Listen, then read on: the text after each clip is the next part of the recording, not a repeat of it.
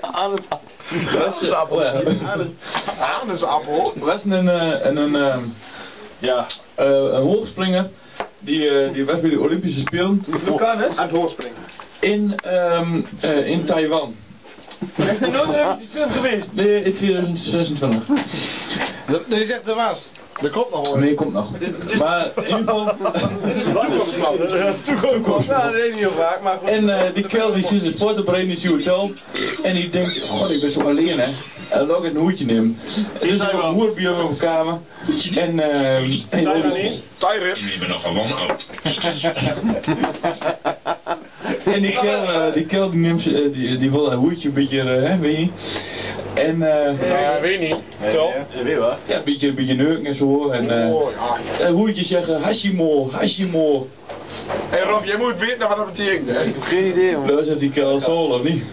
Nou, Rob ook. zo weer. Dus die kerel, de volgende dag moest hij hoogspringen. Bij de Olympische Spelen, dus die kerel hoogspringen. En met de polstok hoogspringen moest hij en dan moest hij over de stok heen. Maar hij ging niet hoog genoeg.